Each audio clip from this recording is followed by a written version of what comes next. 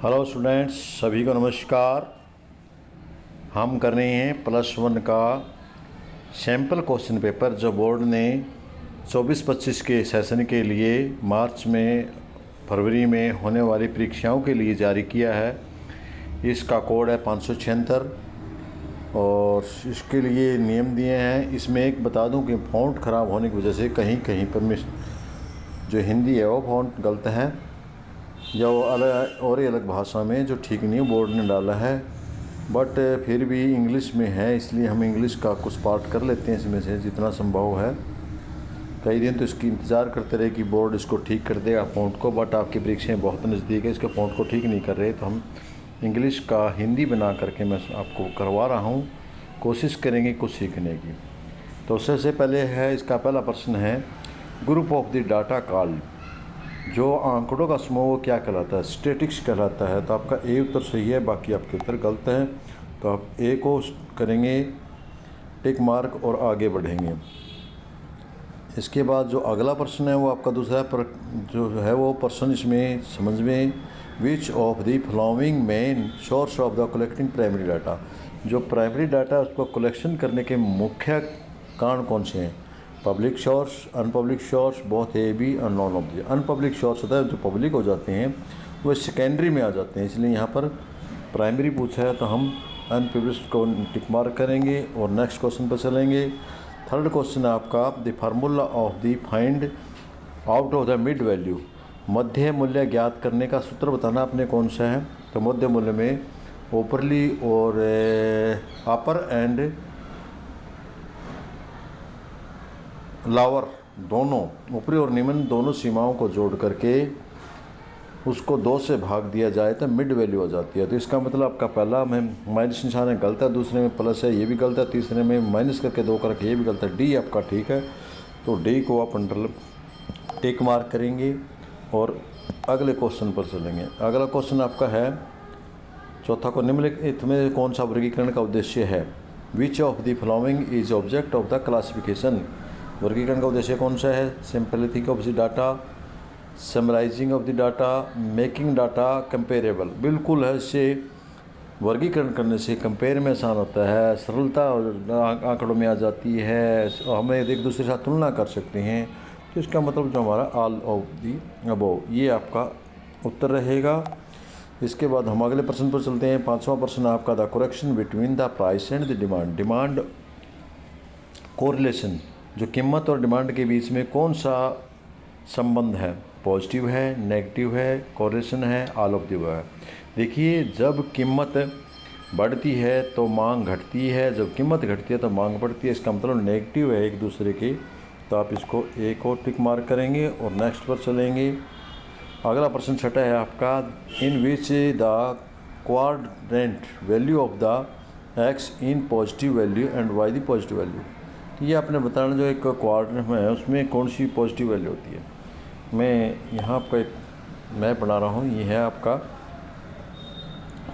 ये पहला है, 1 नंबर 1 2 3 4, ये 4 क्वाड्रम होगी। ये आपका ओ है, ये एक्स है, ये आपका वाई माइनस है, ये वाई प्लस है, वाई प्लस है आपका, और ये एक्स माइनस है। तो आपने जो पूछना कौन सा पूछा है, इन्होंने पूछा है ओ एक्स प्लस का ओ positive, X in positive, X वाला पॉजिटिव और वाई वाला नेगेटिव। तो इसका मतलब 4 नंबर है, 4th है आपका, इसका उत्तर आपका डी 4। इसके बाद हम चलते हैं अगले क्वेश्चन पर। आपका अगला क्वेश्चन है, in the case of bar diagram और खाली स्थान आर इक्वल, जो डायग्राम होते हैं उनमें उनकी ऊंचाई बराबर होती है या चौड़ाई बराबर होती है? दंड डायग्राम में, दंड जो आरेख होते हैं उनमें विड्थ ऑफ द बार, जो चौड़ाई है उनकी वो बराबर होती है। तो हमारा आंसर है विड्थ ऑफ द बार, ये आपका रहेगा चौड़ाई।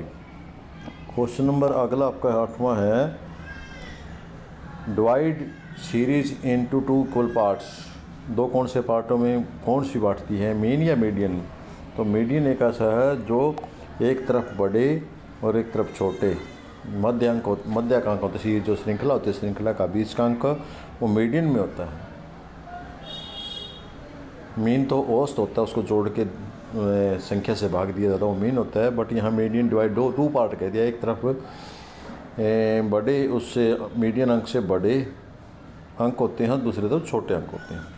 इस प्रकार से आप इसको कर सकते हैं आसानी से, ऐसी बात नहीं है। 9वां प्रश्न आपका systematic arrangement of the data row and columns called, इसको हिंदी में सारणी बोलते हैं। सारणी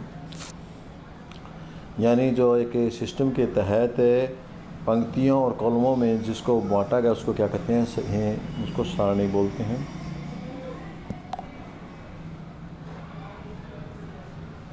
सारणी। इसके बाद अगला आपका क्वेश्चन है, सही स्पष्टीकरण बताएं। अब यहाँ फॉन्ट्स की वजह से हमें ये समझ नहीं आ रहा कि सही स्पष्टीकरण किसका पूछा है, तो ये प्रश्न हम करने में असमर्थ हैं, क्षमा चाहेंगे। ये प्रश्न हम, यदि ए है और जो वो स्टेटमेंट ओ ए है सही है और आर भी सही है और उसकी सही स्पष्टीकरण सही करता है तो ए उत्तर होगा। यदि ए और सही स्पष्ट व्याख्या नहीं करता बी उत्तर होगा। और ए इज, अभी इसे समझ में नहीं है गलत से ठीक दोनों में से, तो ये दोनों सी और डी। तो हम स्टेटमेंट देखते हैं पहली, यहाँ इंग्लिश में ठीक है, इंग्लिश का देख सकते हैं। Both assessment I and D are true and reason are the correct explanation is the assessor is the A, तो आपका उत्तर ए रहेगा। यदि दोनों ठीक हैं और आर उसकी सही व्याख्या नहीं करता तो उत्तर बी रहेगा। और यदि आपका ए ठीक है और आर गलत है तो आपका उत्तर सी रहेगा। यहाँ गलत एरिया इसने, यहाँ सी आना चाहिए था। और ए ठीक फाल्स गलत है तो आपका डी रहेगा। यहाँ आपका सी आना चाहिए, यहाँ सी आएगा और यहाँ डी आएगा। प्रश्न नंबर 10, सूचकांक की रचना करने के लिए फीसर विधि का आदर्श विधि माना जाता है। ठीक बात है, फीसर विधि के आधार पर चलो दोनों की मात्रा, तो इसका मतलब हमारा उत्तर ए ठीक है, क्योंकि ये इसकी व्याख्या भी कर रहा है। तो आप उत्तर ए लेंगे इसका 11वें का। 10वें का उत्तर आपका ए है। इसके बाद आप प्रश्न नंबर अगले पर चलते हैं 11वां। आपने 11वां में बिटवीन प्राइमरी डाटा और सेकेंडरी डाटा के बताना है। प्राइमरी डाटा होते हैं वो प्रकाशित होते हैं और वह इकट्ठे करने वाला खुद जा कर के प्रत्यक्ष रूप से लेके आता है, जबकि सेकेंडरी डाटा प्रकाशित होते हैं और ये किसी दूसरे के माध्यम से ले जाते हैं, इनमें प्रत्यक्ष संबंध नहीं होता। समांतर माध्य की विशेषता बताइए। समांतर माध्य इसकी बतानी है, बहुत ईजी क्वेश्चन आप कर लेंगे।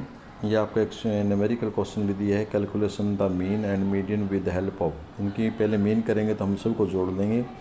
5 4 9 10 11 12 12 और 7 19 19 3 22 22 और 6 22 और 6 28 28 और 17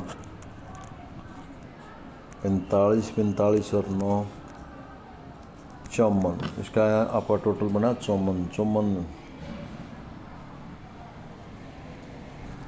को इसका कितना बना इनका दोबारा से फिर कर लेते हैं। 25 6 31 का 34 34 और 7 34 और 7 41 41 42 42 तो 44 44 और 9 53 54 बनेगा। इसका 54 आता है, हम गलती कहें कहीं कहीं तो इसको इक्वल टू 54 आया। डिवाइड कितने से करेंगे आप,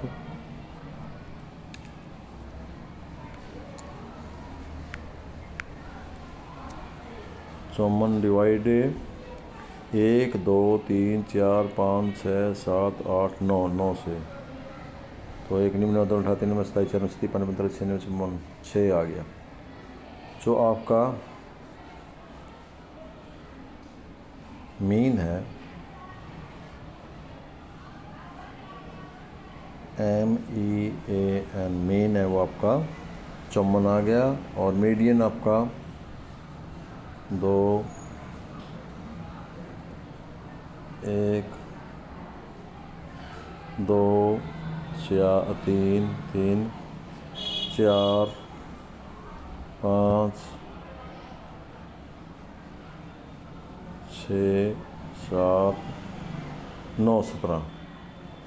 तो पूरा हम बार देखेंगे 1 2 3 क्या 1 2 3 4 5 6 7 8 9। 9 में से 4 छोड़ दें, 1 2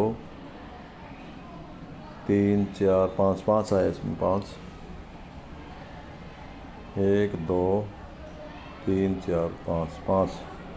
तो मीडियन आपका MEDIAN मीडियन इक्वल टू आई 5 आ गया आपका। इस पर क्वेश्चन सॉल्व आप हल कर सकते हैं। अगला प्रश्न सांख्यिकी की मुख्य विशेषताएं। ये प्रश्न आप खुद कर लेंगे, बहुत आसान है। सांख्यिकी की विशेषताएं कौन सी हैं या आप बुक से भी कर लेना। अगला है explain the different method of the classification of data. जो वर्गीकरण है, आंकड़ों का वर्गीकरण है, उसके विभिन्न प्रकार के मेथड हैं उनकी व्याख्या करनी है। आगे 4 बार डायग्राम है, दंड आरेख है, उनके 4 वर्ग को एक्सप्लेन करने हैं। ये क्वेश्चन है आपका फिर से आदर्श सूचकांक ज्ञात करना विधि का प्रयोग करके जनगणना विधि के गुण दोष बताने हैं। ये आपका प्रतिदर सर्वेक्षण ज्ञात करना कौन सी लाभ हानियाँ हैं, यह प्रश्न दे सकते हैं। ये सारणी दी हुई है। अब आप सेकंड पार्ट में आते हैं। सेकंड पार्ट औपनिवेशिक शासनकाल के दौरान भारत की जनसंख्या क्या दर्शाती है। The demographic profile of the India during the colonial rule shows high birth rate, बिल्कुल ये दिखाती है। हाई डेथ रेट ये भी दिखाती है। हाई इन्फेंट्स मॉनिटरी शिशु रेट इधर वो भी हाई दिखा।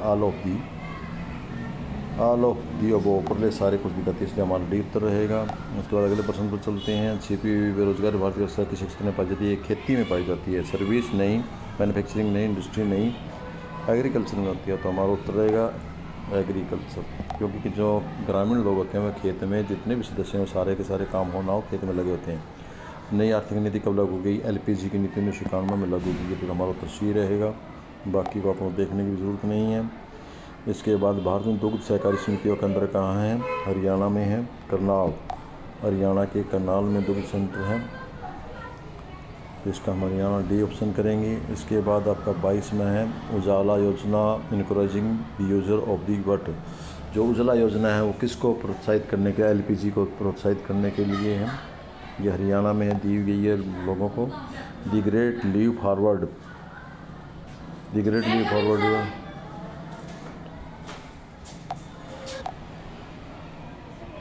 दी ग्रेट लीप फॉरवर्ड जो पॉलिसी बनाई गई थी।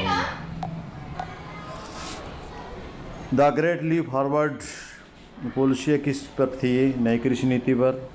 नई कृषि नीति है, ये किस पर लागू हुई थी। ऑन एक्जेंटिव इंडस्ट्रीज, उद्योगों पर नहीं। ऑन द इकोनॉमिक्स फॉर्म नहीं।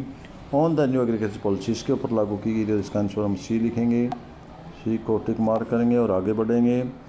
कर सुधार मौद्रिक या राजकोषीय है। द टैक्स के the compound of the fiscal policy, राजकोषीय पॉलिसी में कर सुधार। तो हम इस राजकोषीय को अंडरलाइन करेंगे, फिस्कल को। इसके बाद अगले क्वेश्चन पर चलेंगे। खालिस्तान में श्रमिकों की सीमांत आवश्यकता शून्य होती है। खालिस्तान में श्रमिकों की सीमांत आवश्यकता शून्य होती है। यहाँ ऑप्शन दिया हमें अंडर एम्प्लॉयमेंट और डिग्निस्ड एम्प्लॉयमेंट। तो आपका भी ये उत्तर ठीक है इसका। इसको आप अंडरलाइन करेंगे, ये उत्तर ठीक है आपका। टिक मार्क करेंगे या इसको भरेंगे। इसके बाद आपका अगला प्रश्न सरकार द्वारा दी गई भौतिकों की इकाई भौतिक नियंत्रण का ये आप कर सकते हैं। आसान सा है। इसी प्रकार आपका ये प्रश्न है जो पहले बताया था, प्रश्न नंबर आपका आया था उसी प्रकार का। तो इसमें स्टेटमेंट क्या है। कृषि में अदृश्य बेरोजगारी पाई जाती है, बिल्कुल ठीक है। और संयुक्त परिवार प्रणाली के कारण आवश्यकता से अधिक कृषि होती है, बिल्कुल ठीक है। भाई गाँव में ज़्यादा होते हैं संयुक्त परिवार के कारण सदस्य, इसलिए वे खेती में लगे रहते हैं। तो इसका रीज़न भी ठीक है। तो इसलिए हमारा इसका उत्तर होगा ए। इसके बाद अगला प्रश्न आपका धारणीय विकास है, आपका क्वेश्चन कर सकते हैं। इसके बाद explain the main function of the environment, बहुत ईजी है। सेकंड पार्ट आपकी स्वतंत्रता के समय भारतीय अर्थव्यवस्था में कृषि स्थिति क्या थी। तो ये प्रश्न काफ़ी बार आपका क्लास में लिखवाया जा चुका है और आप लिख सकते हैं कि पिछड़ी हुई थी, उसके बारे में आप बता सकते हैं। अगला है भारतीय अथवा में है, भारतीय अर्थव्यवस्था की विशेषताएं बताएं, किस प्रकार की विशेषताएं थी। मिलता जुलता दोनों प्रश्न एक जैसे हैं। भारत में नियोजन के दीर्घकाल उद्देश्य बताने, आपने जो योजनाएं हैं उनके दो प्रकार के उद्देश्य होते हैं, एक अल्पकालीन एक दीर्घकालीन, आपने दीर्घकालीन उद्देश्य बताने हैं। अगला प्रश्न आपका describe the grain of the green revolution, हरित क्रांति की अथवा में आप हरित क्रांति के बारे में बताना, उसके लाभ बताने, ग्रेन बताने आपने। और इसका 32वां प्रश्न explain the major causes of the unemployment in India, Bharat में जो बेरोजगारी है उसके प्रमुख कारणों का वर्णन करना है।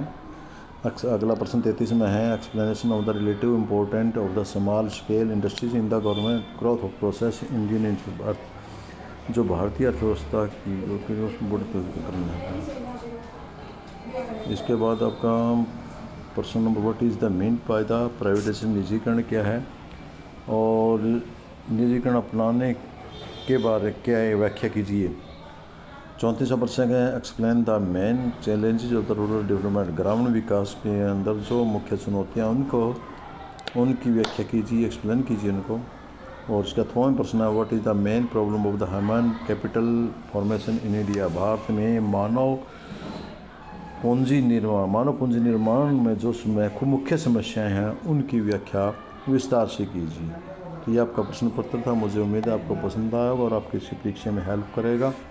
जो मेन प्रश्न अपने बुक में से अच्छे से दोबारा फिर से तैयार कर लीजिए। ये बोर्ड द्वारा दिया हुआ प्रश्न पत्र है। धन्यवाद।